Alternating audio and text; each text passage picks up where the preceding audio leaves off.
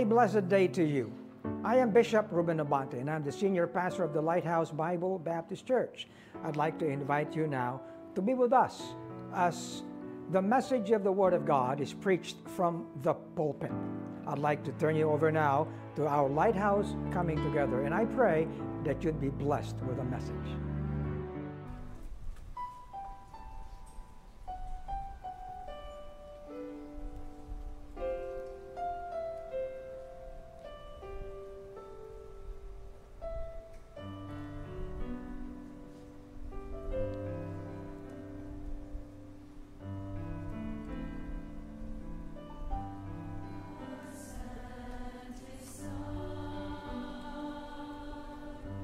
They call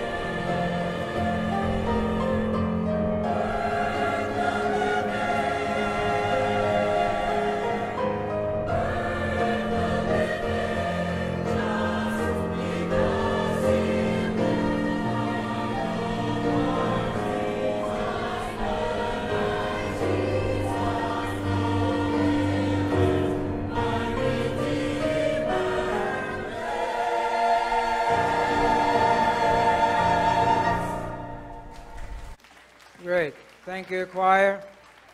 Thank you. Yang awit na yan ay naging napaka-famous na sa lahat ng circles. Mga Baptist churches, mga evangelical churches, mga protestante. Pero alam niyo ba yung awit na yan kung sino nang gumawa? Ang gumawa niya ay si Gloria Gaither. Mag-asawa sila, si Bill at si Gloria.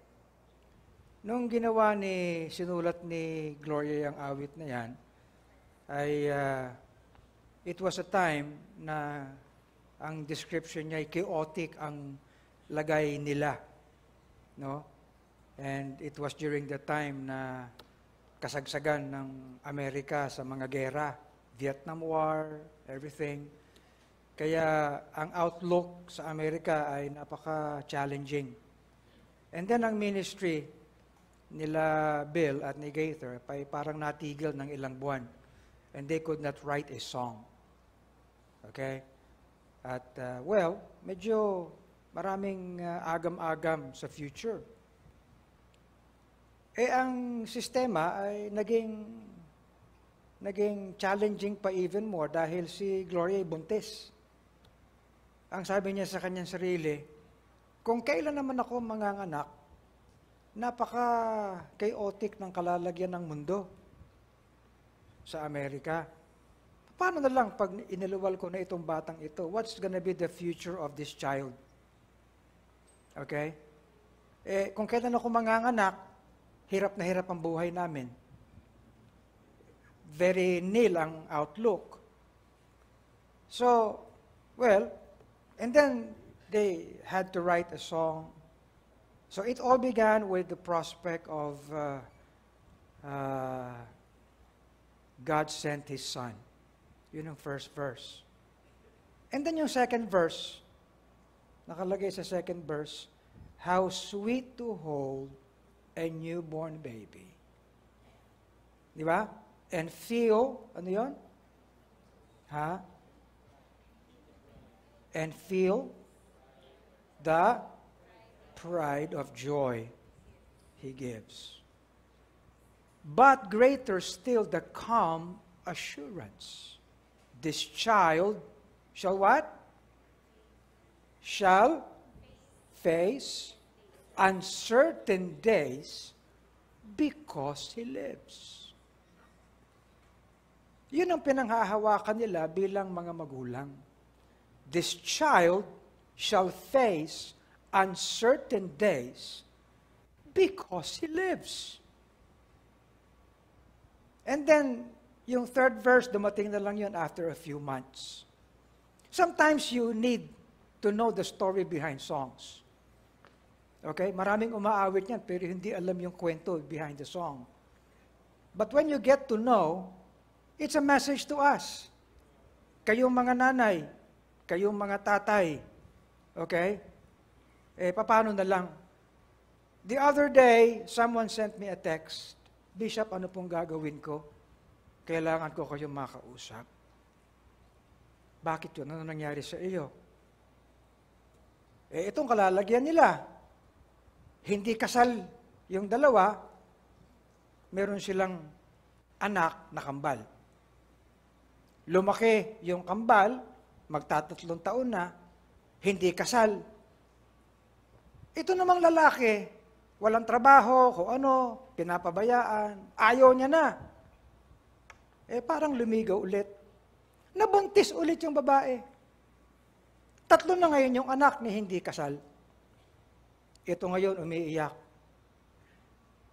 Wala pong maabot na panggatas sa anak. Buntis na naman ako. Yan ang buhay. Di ba?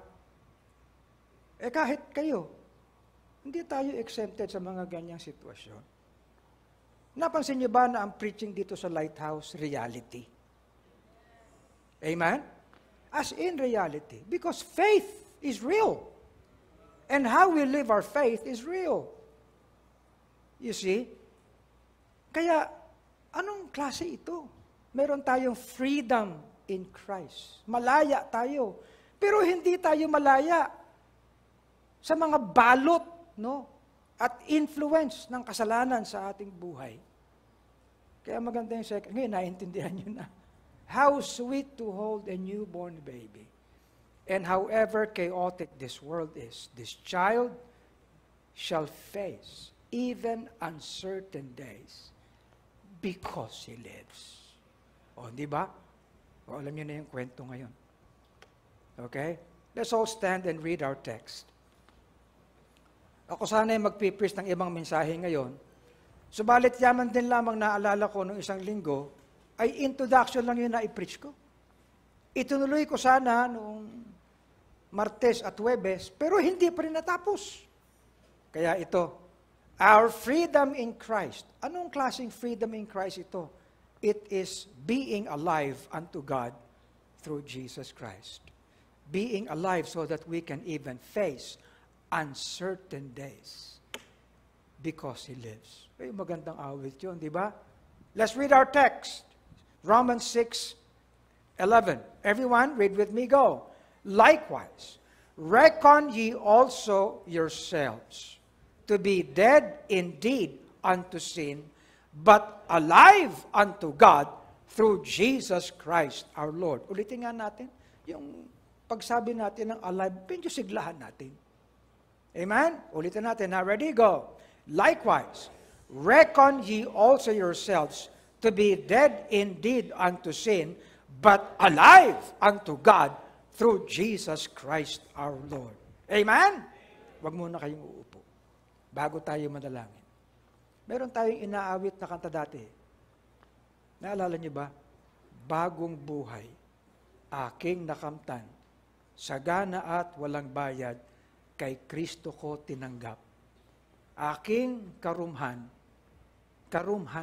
hindi karumgan, karumihan, kaligaligan na param na ng masumpungan kay Kristo. Naalala niyo pa ba yan? Ha? Awitan natin. Anong kaya? Bagong buhay. Yan, oh. Pero paano tayong aawit ng ganyan? Puro kayo nakasimangot. Okay. Oh, kayo dyan sa Facebook, kayo sa YouTube, lahat tayo, ngumiti kayo, bagong buhay. Everyone, go! Bagong buhay, aking nakamtan, sagana at walang bayad, kay Kristo ko tinanggap.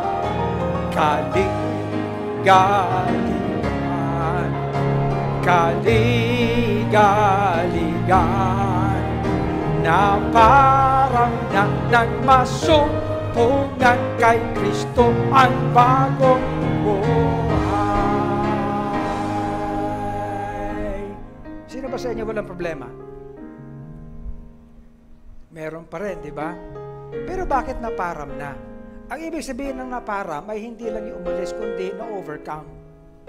Naparam dahil nakaahon tayo. And however na mabigat ang kalalagyan, nakakaahon tayo. Amen? Because ang keyword is we overcome. Correct? It is faith that overcomes the world and all its problems. Hindi napaparam as in nawawala. Meron pa din. Pero napaparam in a degree na mas overcoming, mas victorious yung pananampalataya natin. Amen ba? Ganun lang yan. Okay. Ngayon, ang lahat ng may problema, umawit. Tingnan natin ngayon kung sino ang aawit. Go! Lahat umawit. Aking nakamtan, sagana at walang bayad, kay Kristo ko tinanggap. Aking karumhan, kaligaligan, na parang ng masumpungan kay Kristo ang bagong buhay. Amen. Aking karumhan, ba't kayo may may maligalig? Ha? Ilan sa inyo ang kulang ang pera? O, may kulang, ayaw aminin eh. O, di ba? Oo. Okay. Ilan sa inyo ang may dinaramdam na sakit? Meron din. Ilan ang matanda na? Ganon eh. Ilan ang merong kaibigang may utang na hindi nagbabayad? Meron pati. Ilan sa inyo ang mahapdi ang puso dahil mabigat ang kalalagyan nyo sa asawa nyo, sa anak nyo, sa boyfriend nyo? Ilan? Okay. Ilan ang mga balo dito? Mga balo. Oh, ilan ang mga nag-iisa na lang sa buhay? Oh, ilan dito ang walang maasahan kundi ang inyong mga aso at pusa? Oh, awit ulit tayo. Go! Bagong buhay aking nakamtan, sagana at walang bayad kay Kristo ko tinanggap. Kalu'y kaluan, kaligaligan, galigan, na param na ng masumpungan kay Kristo ang bagong buhay. Alam nyo, ang buhay na may tagumpay Kristiyano ay hindi hypocrisy. Hindi tayo nakangiti dahil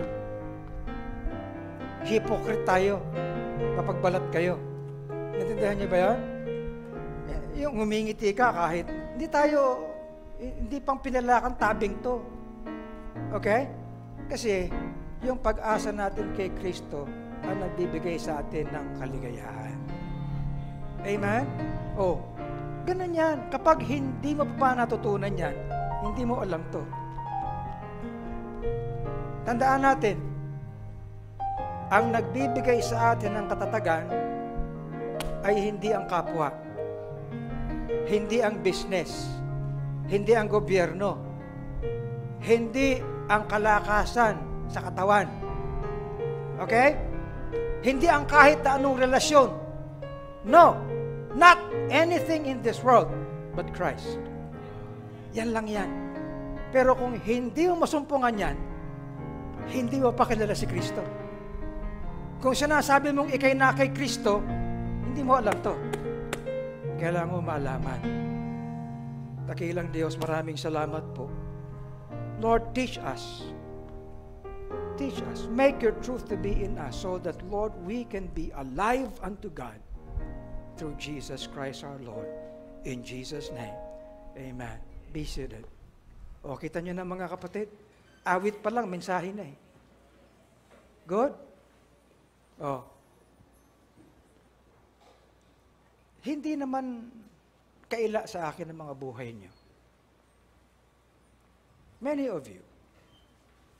Marami sa atin dito, sama-sama tayong, of course, lahat tayo, sama-sama tayong umaahon mula sa pandemya.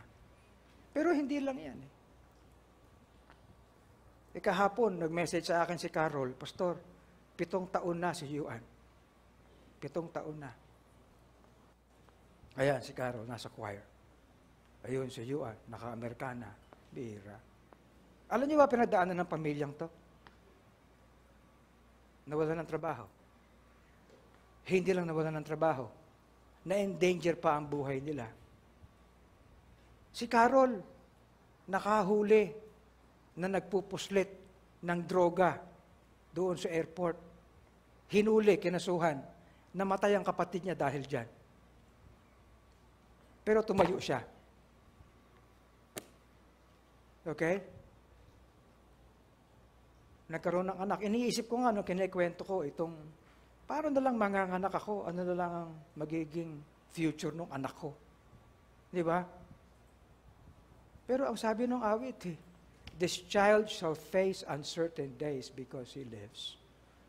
And not only this child, we will be able to face uncertain days because Christ lives.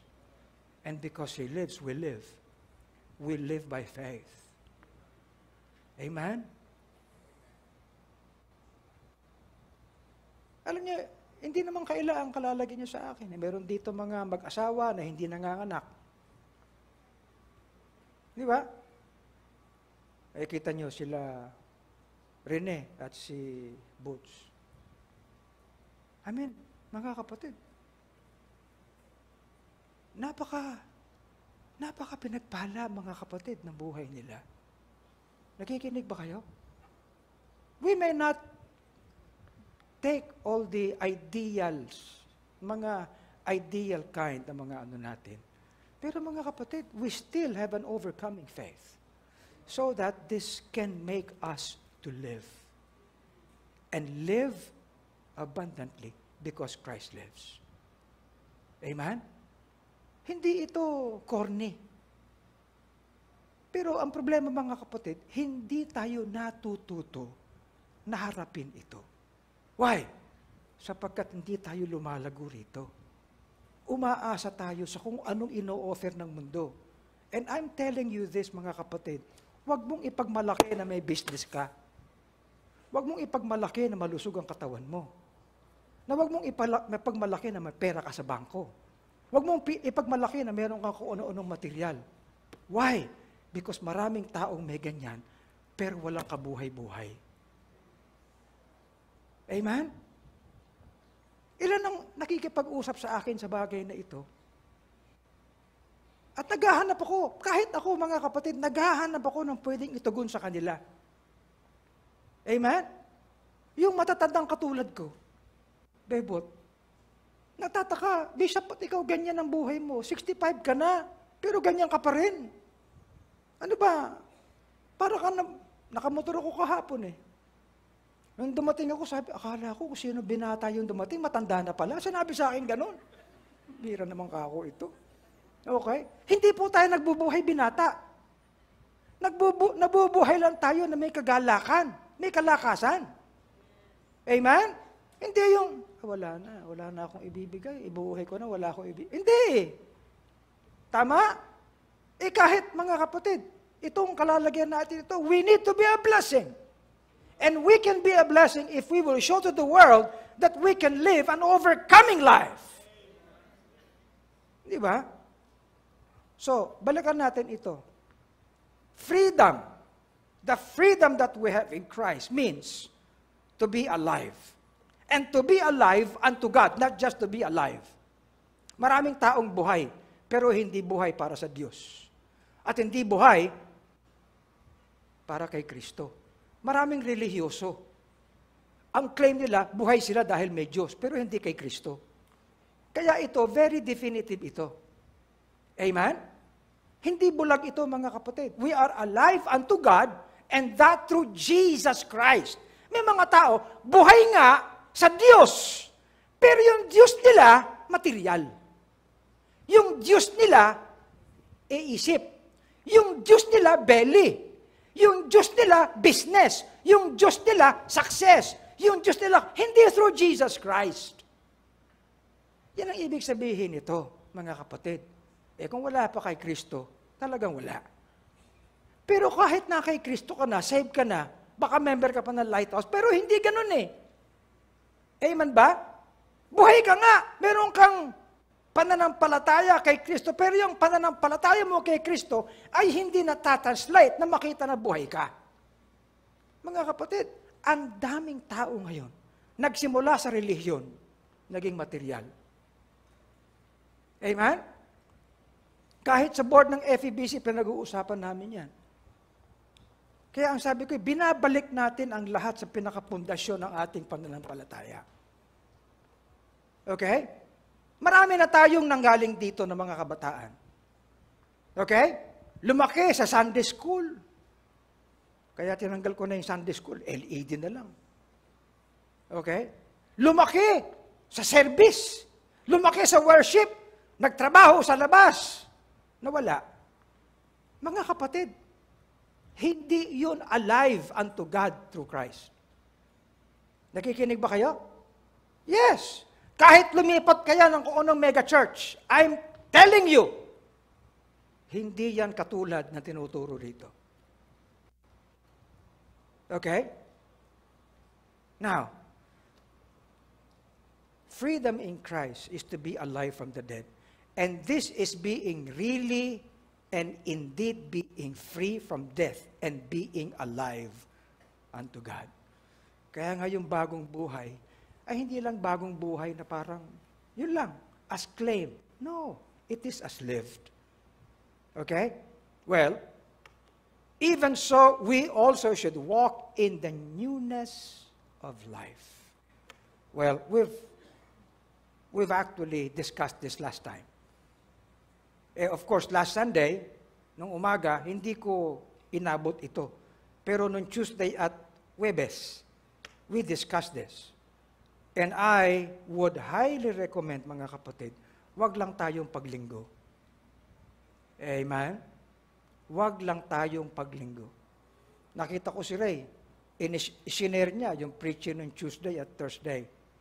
Kung kayo'y member ng Lighthouse, and you would like to be strong, then listen to preachings on Tuesdays and Thursdays. Amen? Let's go to the second one. To be indeed free, in Christ, is to be alive and to be living by the faith of the Son of God. We've sang this. Living by faith in Jesus above. Ano ibig sabihin nito? This is being alive according to the truth of God's Word. Take note, according to the truth of God's Word. Now, let me say this. It is not according to the best practices in this world. That is not our parameters. Amen? Sa academe, sa business, sa corporate world, totoo yan. Best practices. Okay? Actually, liquid yan fluid yan. Yung best practices, fluid yan. Wala talagang matibay na parameters yan, kundi kung ano lang yung nagbibigay ng material success. But the Word of God is not a fluid thing. Okay? Ano ibig sabihin ng fluid? Yung bang, kung ano lang ang pwede. Okay? Ulitin ko, mga kapatid. Living by the faith of the Son of God cannot be according to best practices. Sa business, tanggap natin yan. Sa academe, tanggap natin yan. Kahit ang mga eskwelahan. Alam niyo ako'y presidente ng PLM, Alumni Association. Meron sana kaming ginagawang programa along with PLM. Pero hindi natuloy. Yung ibang mga members ng board, medyo disgruntled sila. Disappointed sila. Okay? Pinag-uusapan pa, ano ba? Are we dealing with a culture here? Or a personality? Whatever. Sabi ko, whatever, let's just do according to our purposes as an organization. Yun lang naman maliwanag naman yung purposes na nakasubmit sa SEC.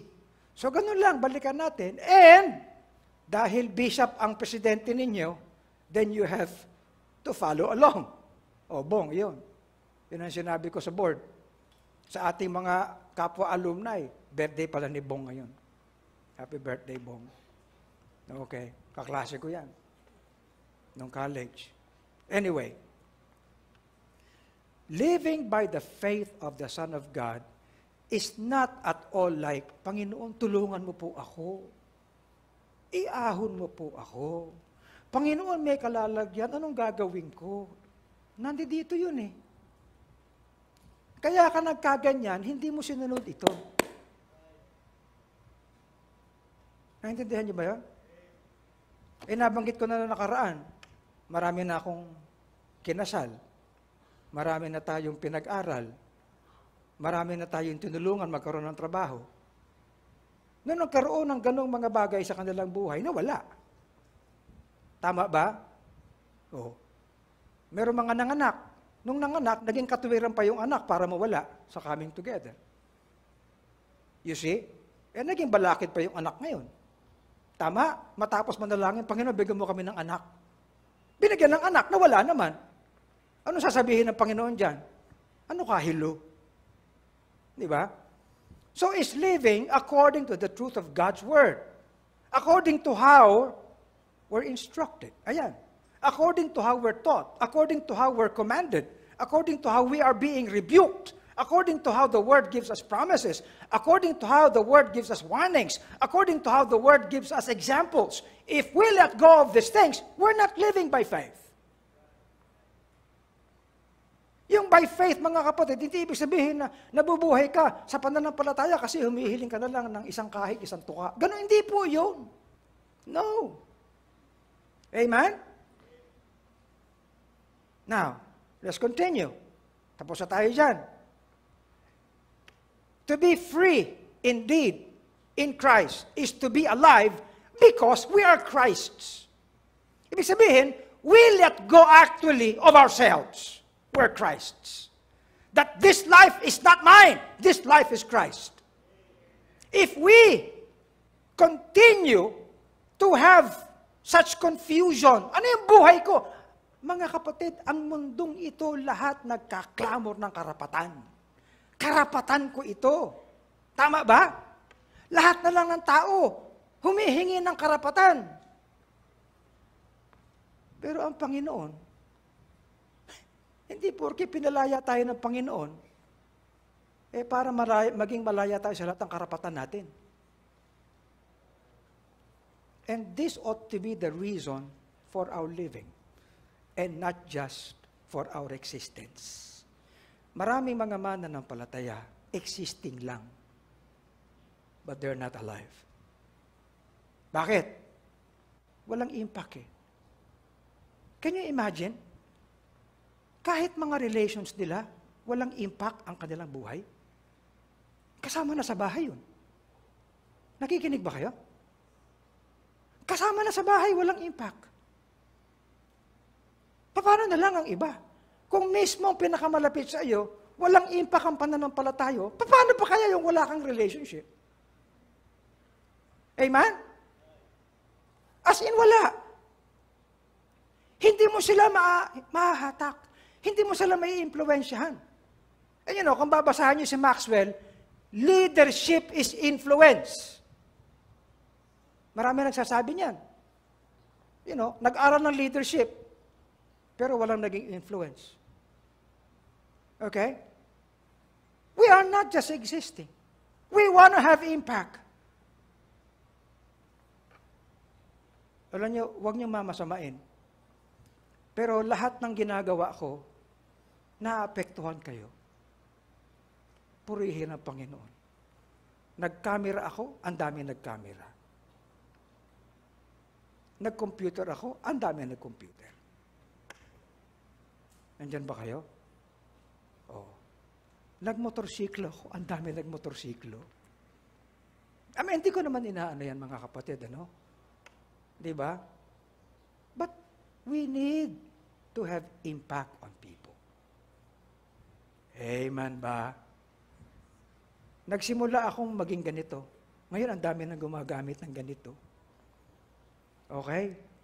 Well, material lang yan, mga kapatid. But more than this, sabi ko sa Panginoon, Panginoon, habang may ikikilos ako, let my emotions influence others. Amen? Umawit ako, nag-awitan din sila. You see, it's living according to the purpose of Christ in us and for us. Christ in us does not simply hold true when we die. Alam niyo, ngayon, ang mundo, kahit hindi saved, pag namatay, nasa langit na daw. Nahalata niyo ba yun? Claim na yan ng marami. Kahit walang pinanghahawakan kasi nabanggit lang ng iba. Nasa langit na daw. Sila lang pwede magsabi, nasa langit na rin yung tatay ko, nanay. Ganun lang eh. Pero sa totoo lang, walang pinakapundasyon. Tanungin mo, ba't nasa langit? Sabi nila ganun eh. Sabi-sabi lang yan eh. Mga kapatid, hindi ganun yan. Okay? The irony is this. May mga tao na nung naging kay Kristo, namamatay lang. Nasaan na? Wala na, nasa Diyos na. Okay. Ibig sabihin, naging nasa Diyos lang sila nung namatay. Nung buhay, wala sa Diyos. Palagay niyo, tama? Ha? Kinanta natin, kay Kristo, ako'y kay Kristo. Mananakop na kordero, Panginoon ng buhay ko.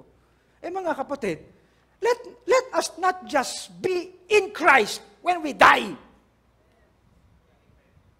Let us not just be in heaven when we die. Because where Jesus is, this heaven there. It should be even more evident that we are in Christ when we live on earth. A lot of people today, even those who do not have the assurance of salvation, take hold of the claim that their loved ones who have died are with the Lord. But their claims are simply copy-paste of the terms that we use. If we can claim that we go to heaven when we die, by all means, let us live like we are indeed going to heaven when we are here on earth. Ganun lang kasimple yan. Di ba? Now, mga kapatid, this is a reality. Di ba? This is a reality. Sumapanginoon na siya nung namatay. Pero hindi nasa Panginoon ng buhay. Actually, pinipigilan nga natin eh. Minsan ayaw akong imbitahan manalangin. Kasi sa Panginoon, pag nanalangin ako eh. None of us liveth to himself, and no man dieth to himself. Whether we live unto the Lord. Whether we die unto the Lord. Now, this is now one of the greatest declarations. Whether we live, or die, we are the Lord's. Amen? Maliwanag din yan. He died for all, that they which live should henceforth not live unto themselves. Is that true? It is true. Is it Bible? It is Bible. Pastor, kaya naman yung sarili ko. Well, simple lang eh. Gusto mo yung sarili mo? Ano sabi ng Panginoon?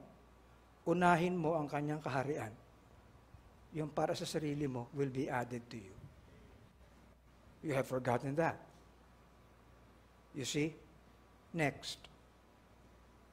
Being alive and being found in Him. Anong ibig sabihin nito? Masumpungan sa Kanya. Buhay at masumpungan na nasa Kanya. Kamag-anak to nung kanina. This is more practical than physical. And physical. Let us not be more physical than spiritual. Let the spiritual be our walk, even our daily walk. Be found in Him. Mga kapatid, lahat ng nakay Kristo, lahat ng tumanggap sa Kanya, even lahat ng members ng Lighthouse should have a spiritual walk. Hindi mo pwedeng sabihin, Pastor, pasensya ka na, I cannot have a spiritual walk. Hindi ko alam eh. No. If you are Christ's, you definitely have a spiritual walk. But, everyone who learns how to walk, learns how to walk. Okay? Everyone who will walk should learn how to walk. And should be willing to learn how to walk. Kaya ang sabi dito, ang lahat ng no more condemnation, walk not after the flesh, but after the Spirit. Okay? Now, this is, again, very, very definitive. Okay? Now, again, sinabi dito, who walk not after the flesh, but after the Spirit. Mga kapatid, lahat tayo merong hatak ng laman. But, since the Spirit is in us, this truth teaches us how to better walk in the Spirit. Okay? This is not a dream. It's not. This is a walk. Kaya ang sinabi ko nga mga kapatid, this is indeed physical and practical. Amen? Maraming mga mananampalataya, ang spiritual sa kanila is just a figment of imagination. It's not. It's not just a spirit. It is a practical thing. For they that are after the flesh do mind the things of the flesh. Can you cite some things of the flesh? Ha? Marami, mga kapatid. Marami.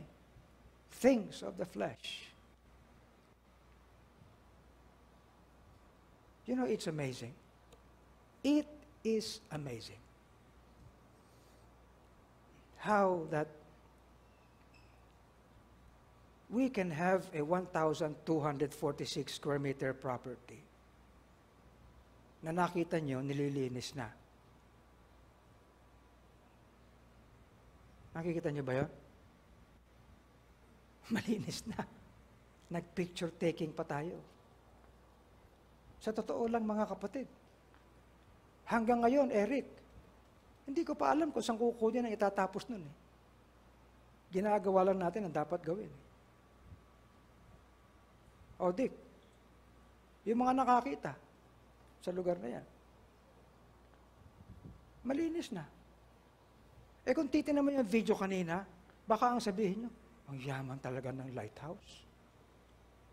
Di ba? Oh.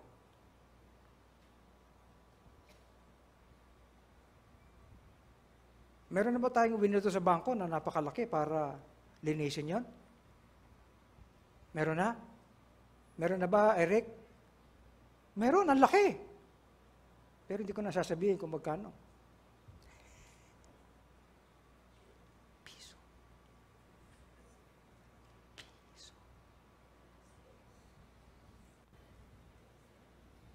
Narinig nyo, hindi? Nadinig nyo? Hindi nyo narinig?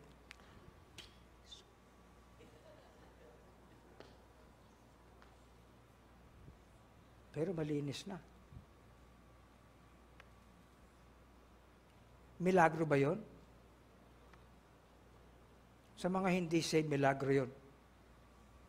Sa mga saved, katotohanan nito yan. Amen? To be carnally minded is death, but to be spiritually minded is life and peace. You see? Then that are in the flesh cannot please God. Kaya mga kapatid, ito mga nangyayari sa mundo. You know, ito palang malalaman na natin. Bago ka umangal ng physical na problema, subukan mo muna ang spiritual. Amen? Yun lang yun. Subukan mo muna ang spiritual.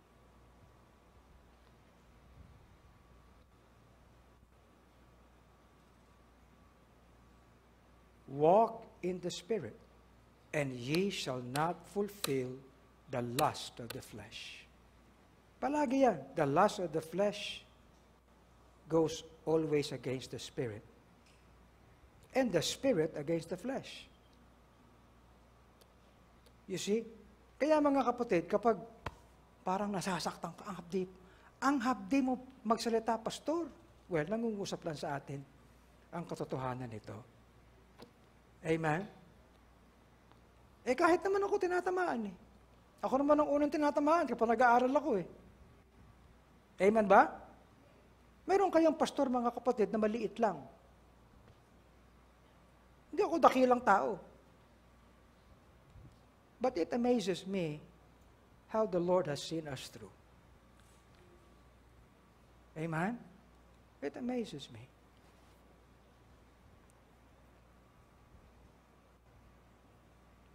Next. Baktawan na natin yan. Kasi iba dyan, natalakay ko na noong Tuesday and Thursday. Our being free in Christ makes us to be alive unto God. And to be alive unto God means to be alive as He is alive. Take note. Take note, ha? As. Malaki ang pagkakaiba ng statement na being alive because He is alive. Am I right, Robert? Malaki pagkakaiba nun. Yung si Ahmed, tama ba? Malaki ang pagkakaiba kapag ang sulat ko dito ay being alive because He is alive. Pero ito, being alive as He is alive. Ano, Attorney Moses? Malaki ang pagkakaiba, ano? Oo. Sa Tagalog, mababaw eh. Kasi sa Tagalog, yung pareho lang eh. Ako'y buhay dahil buhay siya. Tama? Ganun lang eh, dahil eh. Pero iba sa English eh. Ha? O ano? Ano yan? Tulad. Tulad. Okay. Meron palang ganun. Hirap talaga magtagalog minsan eh. No? Hindi dahil din, ano? Ang dahil because eh. Tulad. Okay. No? Ako'y buhay, tayo'y buhay, tulad ng siya'y buhay. Amen! Tama ba? Tulad ng siya'y buhay. Abay, pumpihira. Iba, malayong-malayo yan, mga kapatid.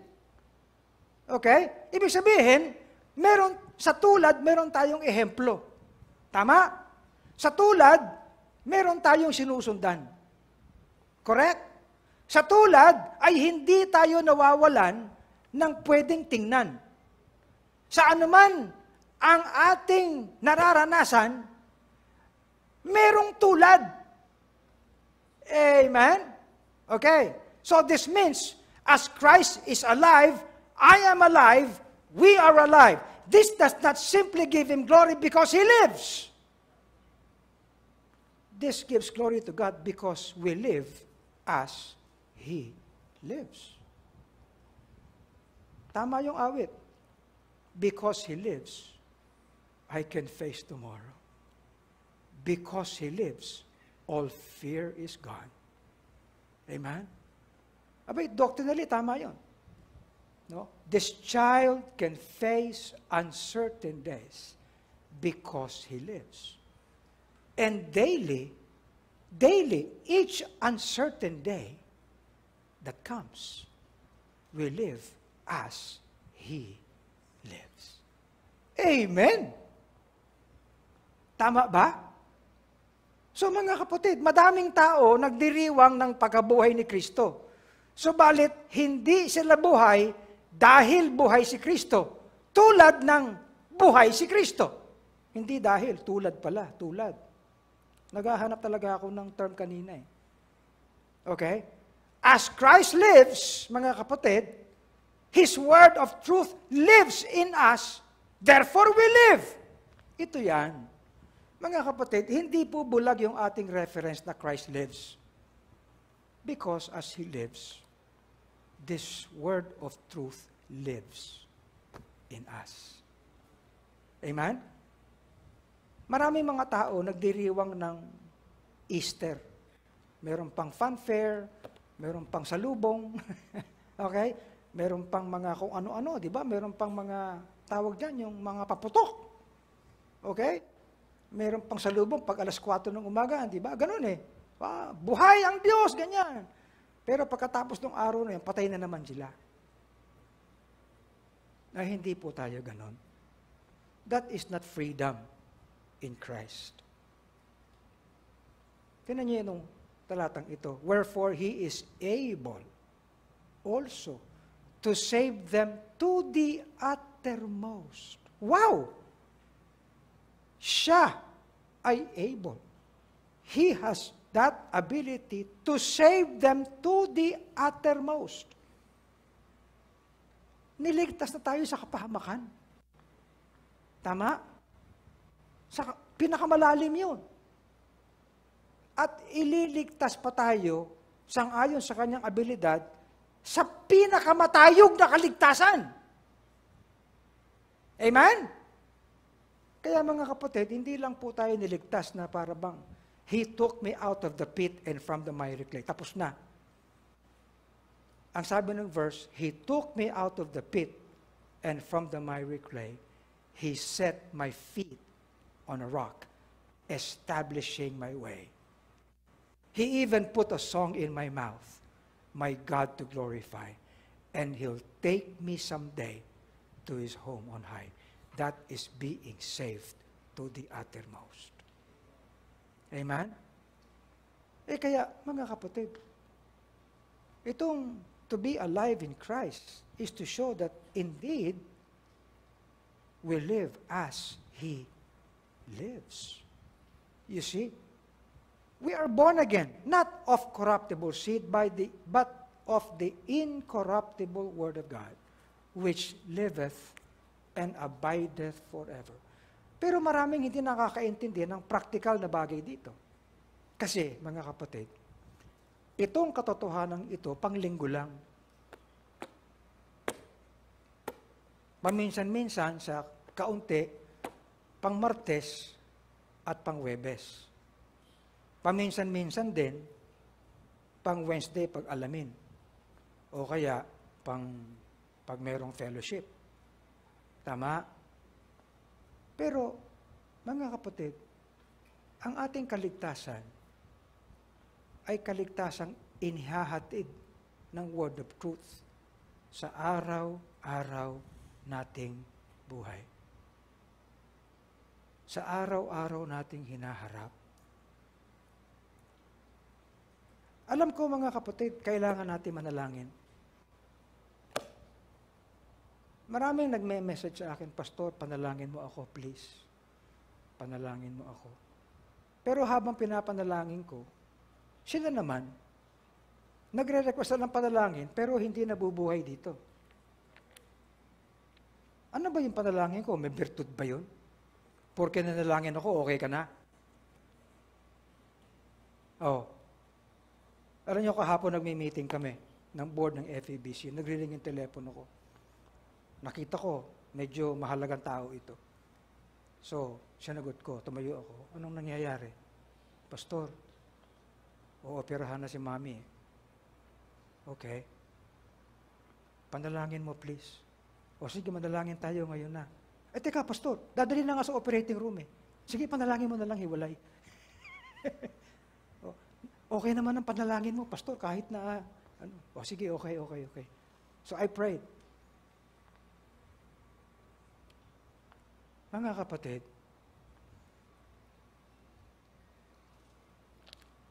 let us not pray amiss. Amen? Let us pray according to this word of truth. Because if we will be saved, it is the word of truth, the word of God, that lives and abides forever, that will save us daily. Amen? But the word of the Lord, endures forever. And this is the word which by the gospel is preached unto you. So we make alive this truth. Amen? Oh. Alam niyo, pag pumupunta tayo sa social media, minsan, kung ano yung nakikita, napapasunod tayo eh. Hindi ko lang nadala yung dapat illustration ko yun eh. Pagbukas ko ng aking Facebook account, nakakita ko nung kumakain anong tawag dyan? Dried fruits. Dried fruits. May kinain pa na okra na ang lutong. Okay to masarap siguro to Okay.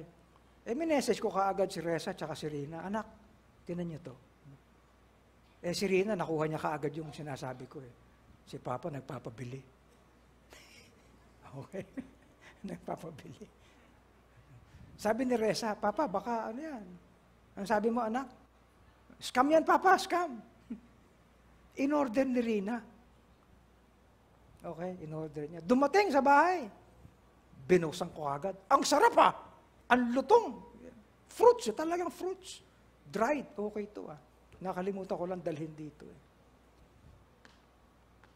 Alam niyo mga kapatid, palagi tayong biktima ng sinasabi ng social media. Ito, sabi sa atin, lahat tayong ginagawa. Andyan ba kayo? Ganun lang naman yan Simple lang yan Tama? Ang dami nyo nang binili dahil nakita nyo sa social media. Pero hindi nyo ginawa kahit na bawat mensahe dito naririnig natin. Bakit? Okay? Ganun lang kasimple yun. Bakit? Ibig sabihin mga kapatid, something is wrong with how we understand the word of truth. Kahit naman sila Marta naging problema nila yan Di ba? Whosoever liveth and believeth in me shall never die. Sabihin nyo halos palagi ang Panginoon nagpipri sa bahay nila sa Bethany Pagkatapos nung namatay si Lazarus tangis yung dalawa. Si Martha at si Mary. Mga kapatid, minsan kinakailangan tayo, talaga bang totoo na? Ito ba talaga pinapaniwalaan natin? Di ba? Hindi ito issue ng translation. Ito ay issue na ito'y salita ng Diyos. This does not contain the Word of God. This is the Word of God. That's it.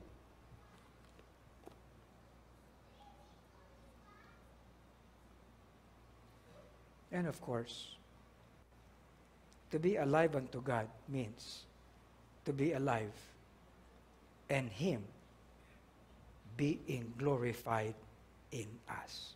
Again, Him being glorified in us.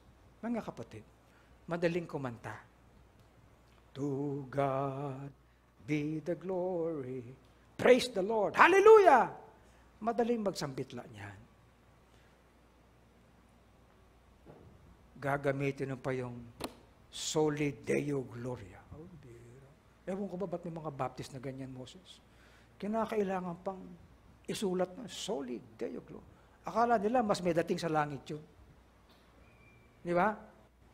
Pero mga kapatid, this is not simply giving Him glory or praising Him. This is being, ano ba yan? This is He. Ayun. This is He being glorified in us and through us. Amen? Sa buhay, hindi sa sambitla. Amen? Lahat po ng ginagawa natin sa Lighthouse ay hindi lang salita, kundi kilos. Amen? I praise God. Nag-uusap kami ng management ng FEBC. Eric at Robert, ang sinasabi sa akin, purihin ang Panginoon sa Lighthouse. Sila ang church na kahit saan, they are with us. They are with us sa 75th anniversary. They extend themselves to us. Sa June 22, magkakaroon ng turnover from Dan to Lucio. Nandun na naman tayo. Ang sinasabi lang nila, purihin ang Panginoon sa Lighthouse. Ganun lang, mga kapatid. But can our lives really glorify God because we're alive? Amen? I praise God for people here. I praise God for young people here. I praise God for many here who have given themselves, their abilities, their talents. Minute ko nga kahapon itong mga ilang kabataan natin, mga workplace. Sabi ko, gumawa tayo ng panibagong content para sa GCTV. We can do that. Kaya mga kapatid, are we alive? Aawitan na naman natin, living for Jesus, a life that is true. Aawitan natin yun. Pero totoo kaya, being alive unto God, not simply because He lives, but being alive in the truest sense. That's freedom. Amen? Let's stand and pray.